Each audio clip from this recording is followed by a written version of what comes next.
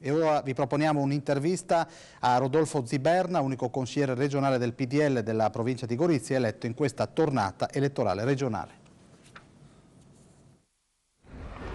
Il Castello di Gorizia, Piazza Vittoria, let's go! E Rodolfo Ziberna. The day after, il giorno dopo, sembrerebbe il giorno dopo una battaglia, però un po' di impegno c'è stato in questa campagna elettorale. Eletto consigliere regionale, unico di Gorizia e unico del PDL in tutta la provincia di Gorizia. Soddisfatto, presumo? Ma certamente soddisfatto, perché premi un lavoro non soltanto mio, ma di una squadra, del sindaco, degli amministratori provinciali, degli amministratori comunali, e di una città che mi ha votato con una percentuale elevatissima di voti. Solo il comune di Gorizia mi ha votato con più di 1400 voti su 1826 che ho ottenuto come in termini di preferenze in tutta la provincia, insieme a diversi comuni della provincia. Che campagna elettorale è stata?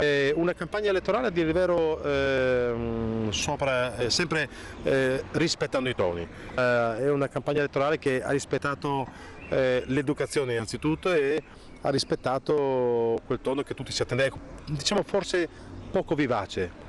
Cosa farà Ziberna che in questi 5 anni per Gorizia, per la provincia di Gorizia, quale sarà il suo impegno? Io mi auguro, sono certo, però ho tra la certezza e l'augurio che i colleghi che saranno insieme a me a rappresentare la provincia di Gorizia in Consiglio regionale siano al mio fianco nel rivendicare dalla regione ciò che io rivendicavo in campagna elettorale a Tondo. In tema di sanità, io sono convinto che Tondo avrebbe dovuto far di più per la sanità isontina e non soltanto per il punto nascite, che certamente è il tema più discusso per quanto riguarda la sanità, ma io sono convinto anche che avremmo dovuto fare di più e siamo ancora in tempo per fare di più, per mantenere la brigata Pozzuoli del Friuli nella nostra città. Dalla giunta regionale, perciò dalla presidente Saracchiani, che la sanità di Gorizia ottenga ciò che abbiamo sempre chiesto. Se non lo farà sarà il peggior passo con cui poter partire. Se non lo farà, in quel momento i miei colleghi avevano tradito le aspettative dell'elettorato e in quel momento io sarò per primo a chiedere le dimissioni